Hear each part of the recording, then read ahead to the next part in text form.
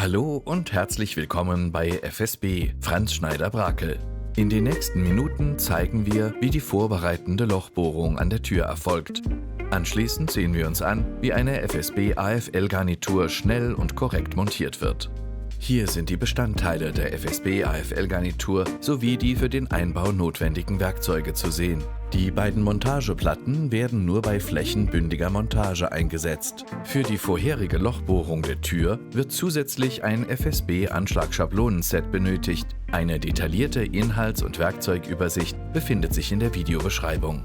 Legen wir los! Bevor wir mit dem Einbau der FSB AFL-Garnitur beginnen, bereiten wir das Türblatt durch beidseitige Lochbohrungen vor.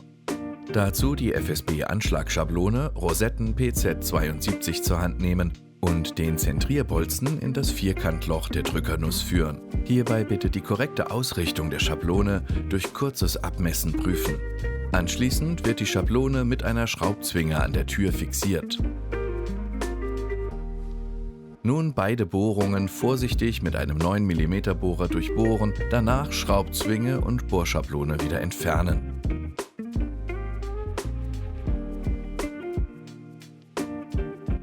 Im nächsten Schritt folgt die Lochbohrung für die Notentriegelung. Dazu die FSB-Anschlagschablone Kurzschild PZ72 in das Vierkantloch der Drückernuss einsetzen und die 6 mm Bohrbuchse in die Aussparung legen. Vor dem Bohren erneut die Ausrichtung der Schablone prüfen und diese mit einer Schraubzwinge fixieren. Nun mit dem Bohrer innerhalb der Bohrbuchse ansetzen und vorsichtig einbohren. Anschließend die Schablone wieder entfernen. Im letzten Schritt der Lochbohrung die Führungsbuchse mit dem dickeren Ende in das Vierkantloch der Drückernuss stecken, den Bohrer mit Lochsäge in das herausragende Ende der Buchse führen und gerade einbohren.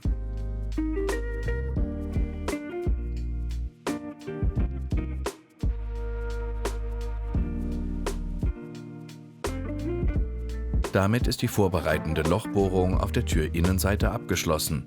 Bevor wir mit dem Einbau der Garnitur fortfahren, die vorangegangenen Bohrschritte baugleich an der Türaußenseite wiederholen. Nun zum Einbau der FSB AFL-Garnitur. Bei der Türaußenrosette bitte die Schauscheibe stets vertikal ausrichten. Dies ist für die weiteren Einbauschritte entscheidend. Anschließend den Vierkantstift mit oben liegender Nut einsetzen und die Türaußenrosette in die zuvor gefertigten Ausbohrungen führen. Bis zum Anschlag eindrücken. Abschließend die Position des Vierkantstifts mit Hilfe eines Schraubenziehers korrigieren und ebenfalls eindrücken. Wechsel zur Türinnenseite. Jetzt die Notentriegelung in die Innentürdrückerrosette einlegen. Hierbei ist auf das korrekte Bauteil für linke oder rechte Garnituren zu achten. In unserem Anwendungsbeispiel handelt es sich um eine rechte Garnitur. Demnach wird das grüne Element sorgfältig rechts in der Aussparung positioniert. Die Notentriegelung rastet beim richtigen Einsetzen leicht ein. Nun die Verbindungsachse in das Ende der zuvor eingesetzten Notentriegelung stecken. Anschließend die Türinnenrosette auf den Vierkantstift setzen. Beim Einsetzen der Unterkonstruktion unbedingt die Schauscheibe an der Türaußenseite prüfen. Diese muss vertikal stehen. Während des Einführens der Notentriegelung auf der Innenseite von außen gegendrücken, um die richtige Positionierung zu gewährleisten. Zur Fixierung der Türinnenrosette jetzt die M5-Schrauben befestigen.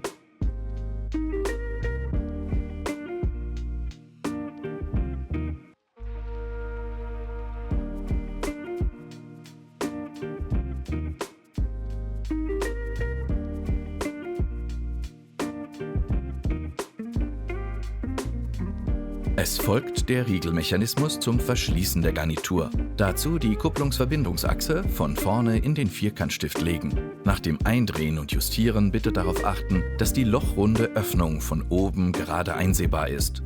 Anschließend mit Hilfe des Multifunktionstools die korrekte Positionierung der lochrunden Öffnung überprüfen. Ein lockeres Anliegen innerhalb der Öffnung der Kupplungsverbindungsachse genügt. Dann den Verbindungsstift mit dem Multifunktionstool vertikal in die dafür vorgesehene Öffnung stecken und das Multifunktionstool seitlich wegkippen. Dieser verbindet Riegel und Vierkantstift. Zur Verkleidung der Garnitur noch die Deckrosette auf der Türinnenseite aufklippen. Wichtig dabei, die Clipnase der Rosette muss nach unten zeigen. Jetzt wird noch der Verschlussriegel mittig aufgedrückt und das Innenleben des FSB AFL-Drückers ist erfolgreich verbaut. Abschließend müssen noch die Drücker auf der Tür Außen- und Innenseite montiert werden.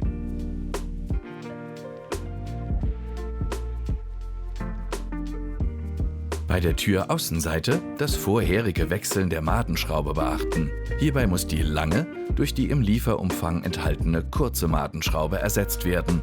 Als letztes noch den Drücker auf der Türaußenseite befestigen und geschafft! Die FSB AFL-Garnitur sitzt perfekt. Sofern verbaut, kann die Garnitur beidseitig regulär bedient werden. Mit Umlegen des Verriegelungsschalters auf der Türinnenseite sperrt sich die Drückerfunktion auf der Türaußenseite.